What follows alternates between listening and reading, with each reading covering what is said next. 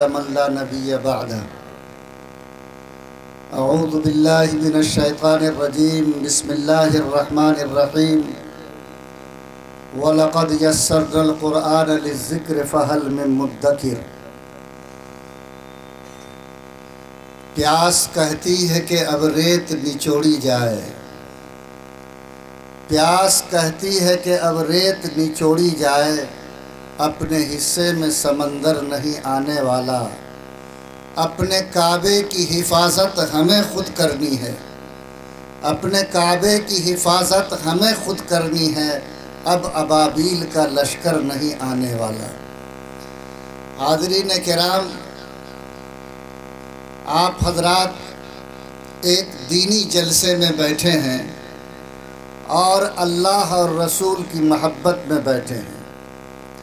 میں اس موقع پر دو گزارش آپ لوگوں سے کرنا چاہتا ہوں۔ اپنی بات شروع کرنے سے پہلے دو باتیں آپ سے عرض کرنا چاہتا ہوں۔ پہلی بات تو یہ ہے کہ جتنے لوگ ایسے اسٹینڈ لگا کے بیٹھے ہیں وہ اسٹینڈ گرا دیجیے، پلتھا مار کے بیٹھے۔ دوسری گزارش یہ ہے کہ جاڑا دھمک چکا ہے اور گرمی کم ہوئی ہے۔ آپ کے بہت سارے بھائی کھڑے ہیں اور پنڈال میں اتنی جگہ ہے کہ آپ ان کو سما سکتے ہیں، اس لیے جن کے آگے بھی تھوڑی بھی جگہ ہے، میری درخواست ہے کہ تھوڑا آگے بڑھ جائیے۔ فرمایا کہ جو دنیا میں آگے بڑھتا ہے اللہ آخرت میں اس کو آگے رکھے گا۔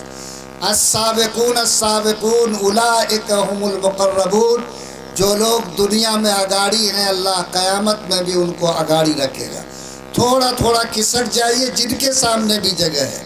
محبت کے ساتھ آپ آگے بڑھیں گے، آپ کے بھائی کو بیٹھنے کا موقع ملے گا، آپ کو اجر ملے گا۔ جزاک اللہ۔ جن لوگوں نے میری بات رکھی ہے اللہ اس کو بے حد اجر عطا فرمائے۔ جو لوگ میری باتوں پر کھڑے ہوئے ہیں، آگے کھسکے ہیں، اللہ قیامت میں ان کو ہمیشہ آگے رکھے۔ اللہ ان کے ناک اعمال ان کے دائیں ہاتھ میں دے۔ اللہ ایسے بندوں کو ماننے کے صدقے میں جنت کا حقدار بنائے۔ ماشاء اللہ ماشاء اللہ۔ اب اگر کوئی پیچھے کھڑے رہیں گے تو گڑبڑ ہوگا، ہم رضاکار کو بھیجیں گے اور آپ کا ہاتھ پکڑ کے پھر وہ بھجوائے گا آپ کو۔ آپ سے گزارش ہے کہ اگر فل پیڈ پہنے ہوئے ہیں تو آپ پلتھا مار کے بیٹھیے، کرسی کا بھی انتظام ہے، لیکن اللہ کے واسطے سامنے کھڑے مت رہیے۔ اچھا نہیں لگتا ہے، یہ منظر بہت برا لگتا ہے۔ ہمارے سب نوجوان پڑھے لکھے لگ رہے ہیں، چہرہ بتا رہا ہے کہ سب سمجھدار لوگ ہیں۔ جزاک اللہ ماشاء اللہ۔ بیٹھ جائیے سب لوگ سکون کے ساتھ۔ حضرت کو تیار ہونے میں تھوڑا وقت تھا، ترتیب تھی کہ دستار بندی ہو پھر بات چیت ہو، لیکن اب یہ کہ حضرت کی عمر جو ہے وہ آپ جانتے ہیں، ان کو یہاں بٹھا دیا جائے، دستار بندی کے بعد پھر تقریر ہو تو یہ اچھا سا نہیں لگا، اس لیے تھوڑی دیر بات چیت ہو رہی ہے۔ حضرت تیار ہو کر تشریف لائیں گے، دستار بندی ہوگی، پھر آپ کا بیان ہوگا اور آپ ہی کی دعا پر انشاءاللہ یہ جلسہ اختتام پذیر ہوگا۔ یہ ترتیب بنی ہے، بہت مختصر وقت آپ کا استعمال ہو رہا ہے، ورنہ اس علاقے کا جلسہ تو رت جگہ ہوتا ہے۔ ہم معلوم ہے کہ ادھر فجر کی اذان ہوتی ہے اور ادھر مسلمان جلسے گاہ سے اٹھتا ہے، یہ تو ہم لوگوں کو روایت رات دن کی معلوم ہے، لیکن یہاں منتظمین نے یہ نظم کیا ہے کہ بالکل ایسے وقت میں کہ آپ کے نیند کا بھی نقصان نہ ہو، اور جو شریعت کا اپنا ایک اصول اور مزاج ہے اس اعتبار سے وقت پر جلسہ ختم کیا جائے۔ اس لیے اللہ واسطے کوئی اکتاہٹ نہیں ہونی چاہیے اور نہ بے چینی ہونی چاہیے۔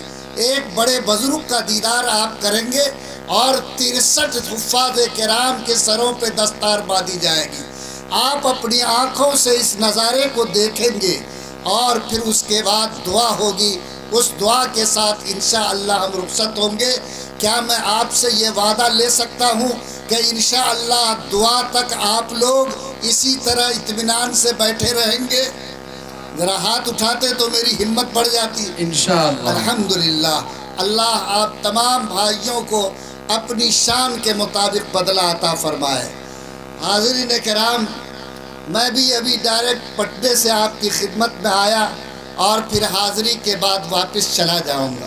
یہ ہمارے انجینئر مندور صاحب کی محبت، محترم جناب قاری محمود صاحب کی محبت، مولانا مشتاق صاحب کی محبت کہ مصروفیت کے باوجود بھی وقت نکال کر اس غرض سے کہ ایک دین کے جلسے میں شرکت ہونی ہے، 63 حفاظ کرام کی دستار بندی ہونی ہے، اللہ اگر اس کو بھی ہمارے لیے بدریہ نجات اور ذریعہ نجات بنا لے تو میں سمجھتا ہوں کہ یہ ہمارے لیے بھی انشاءاللہ زندگی کا قیمتی سرمایہ ہوگا۔ اور اگر کوئی بات آپ کے دل کو چھو جائے اور میرا کوئی بھائی عمل کے لیے تیار ہو جائے تو انشاءاللہ یہ بھی توشہ آخرت ثابت ہوگا۔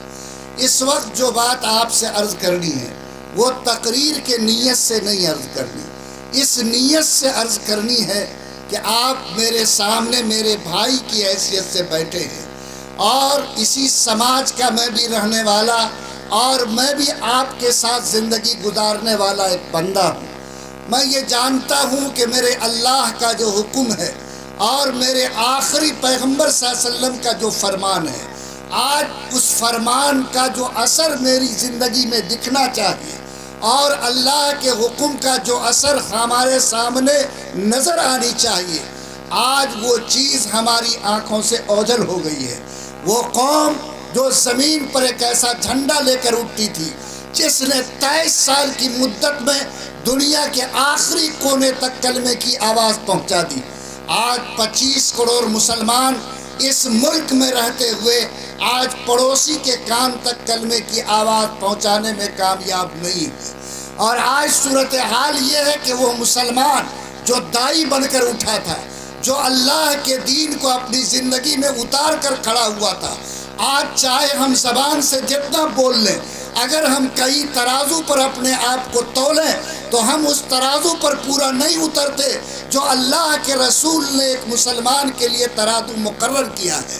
لوگوں، میرا عقیدہ اور ایمان ہے کہ ایک سچے مسلمان کی دنیا کی کامیابی اور آخرت کی کامیابی اللہ کی بندگی میں ہے، محمد الرسول اللہ کی پیروی میں ہے اور صحابہ کرام کے طریقے پر عمل میں ہے۔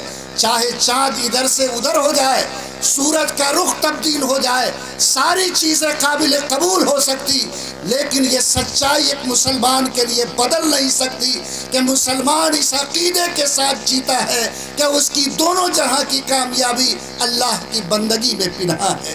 اور جب تک یہ بندہ اپنی زندگی کو بندگی نہیں بنائے گا اور اپنی زندگی کو بندگی کے ڈور میں نہیں باندھے گا، یاد رکھیے اس وقت نہ تو اوپر سے تقدیر بدل سکتی ہے اور نہ زمین پر ہمارے لیے ترقی کی کوئی لکیر کھینچی جا سکتی ہے۔ اس لیے میں آج آپ سے یہ گزارش کرنے آیا ہوں کہ ہمیں کون ایسے کام کرنے چاہیے کہ ہم سماجی اعتبار سے بھی مضبوط ہوں، اللہ کو بھی ہم پر پیار آئے، اللہ کی رحمت کی چادر ہم پر تنے، اور کون ایسا کام کرے کہ دنیا بھی ہم کو عزت کی نگاہ سے دیکھے، کون ایسا کام کرے کہ دنیا ہم کو محبت کی نظر سے ناپے، کون ایسا کام کرے کہ آنکھ بند ہونے کے بعد اللہ کی جنت ہم کو پکارے۔